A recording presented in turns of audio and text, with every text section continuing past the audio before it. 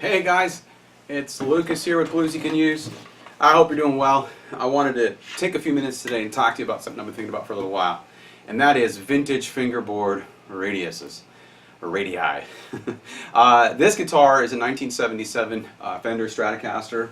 It does feature a 7.25 inch radius on it, and it has enlightened me.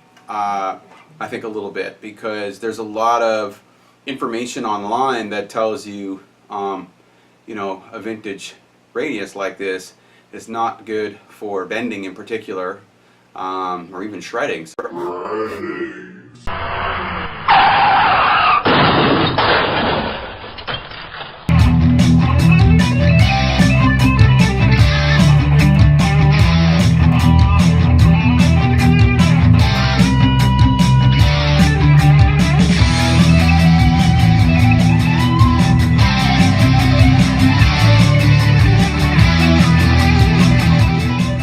So I wanted to take a minute and just show you guys, if the guitar's set up properly, what you can expect to be able to do in terms of bends, and talk to you a little bit about it. So stick around, because it's coming up.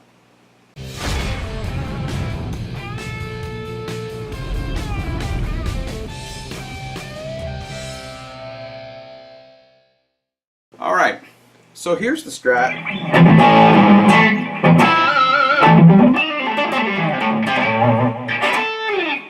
And what I wanted to do for you guys was give you an idea of how far I can bend on this without, you know, having to worry about it, and kind of try as well, if I can, to give you some idea what the action is like on here. I haven't actually measured this in a while, but hopefully by that angle you can see it's quite low.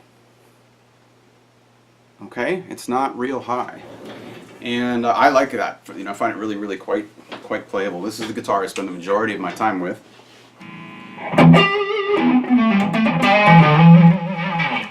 So I'll muck around here. Let's just take E minor pentatonic. So I'm going to play that first note. That's a D note on the 15th fret, and I'm going to just bend it up to the E. Easy peasy, right? There's no choking out. Note rings out really nice. Everything sounds great. So I'm going to take that up a little bit more.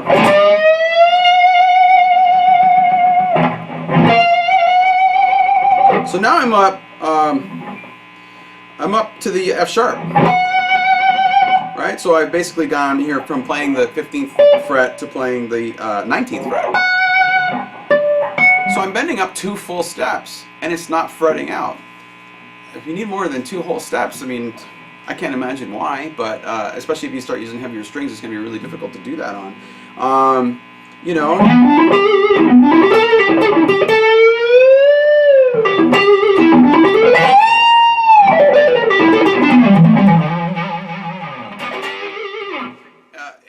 It's totally doable with a vintage fingerboard radius. So the point I'm getting at is, don't believe all the crap you read online.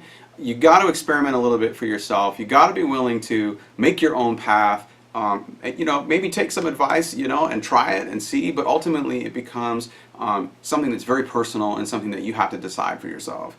A couple of other comments.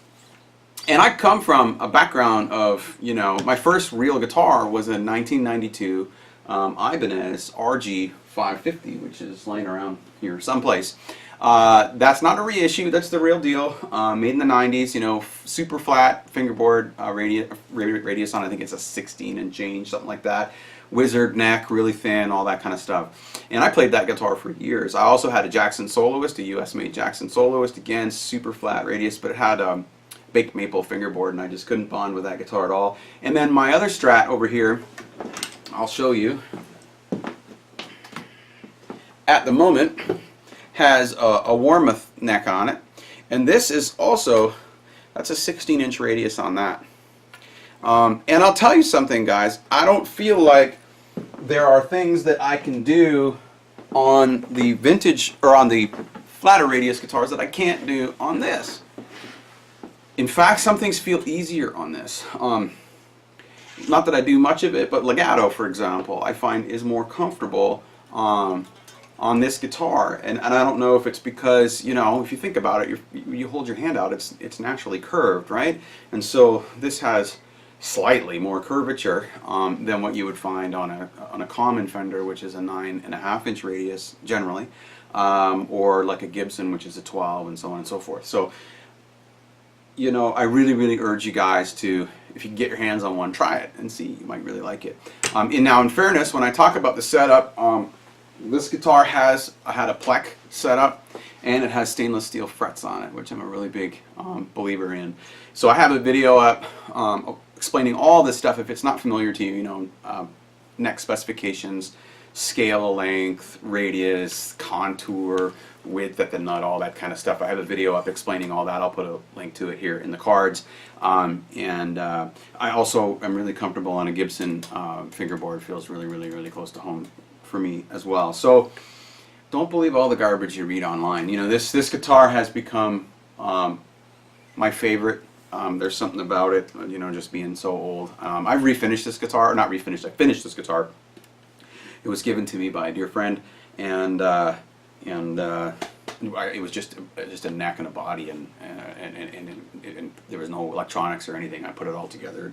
Maybe I should do a video on the build. It's got, if you're interested, I got Seymour Duncan Texas Antiquity hots in here. Really wonderful sounding pickups, and then I've got Callahan bridge here. This is a hardtail, you may notice as well, which is a bit unique. Nitrocellulose lacquer in a blonde nitrocellulose lacquer, and it's an ash body. It weighs a ton.